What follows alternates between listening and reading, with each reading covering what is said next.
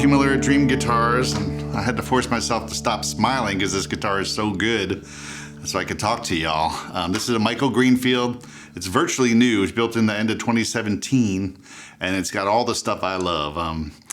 First of all, you can see it's a fan fret instrument, so it's about 25.4 up top and 26.25 on the bass, which is very much like my personal guitars. I've decided on that sort of a scale for my own use of many tunings.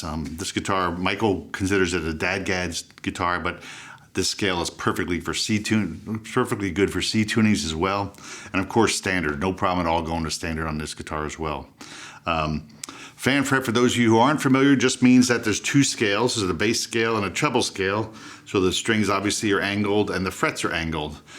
You don't feel it at all when you play it. Many times I hand these guitars to people in the shop, and if I don't tell them and they don't look real hard, they just play. So it's not a big deal as far as playing it, but you get some benefits, mainly low tunings because the strings are longer here and normal or shorter here. This one's pretty normal up top. So if you go to a tuning like DADGAD, everything holds up and really sounds full and substantial. Even C tunings, just enough length in the string to hold up and not get floppy. And you also don't have to use very heavy strings. You can use mediums or even lights on a guitar like this. And it's a little bit more in tune. The intonation's a little bit better up and down the neck as well because straight frets are compromised that are not perfect. So there's all that about fan fret, and I'm a big fan of that, no pun intended. And then this guitar has got two other things that I love a lot. One is Moonspruce. This is Alpine Moonspruce on the top. And Moonspruce, again, is harvested when the sap, the phase of the moon brings the sap to the bottom of the tree so they can cut it and get pieces of wood that have less sap in it so that it just vibrates more, and it just works. I've heard many, many guitars of Moonspruce, and there's something special about it. It's very expensive wood, it's hard to get, and it's all for good reason. The other things I really love about Michael's guitar is his bevels. So this has got two bevels, front and back, and the back one's big, so it covers the whole chest, the whole upper body. So it's a large guitar. This is a G2 model, and so when you're holding the guitar, everything that's touching your body is soft and beveled, so very easy to hold this guitar for a long time, even though it's fairly large. It kind of feels like a Stratocaster. I like it a lot.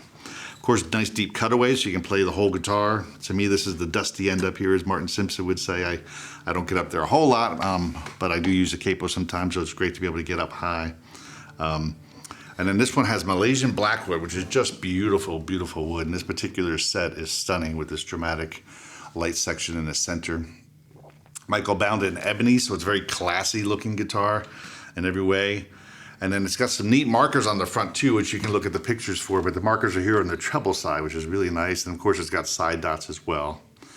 And then his elm, spalted elm rosette, which is sort of Michael's trademark as well, as far as visual goes.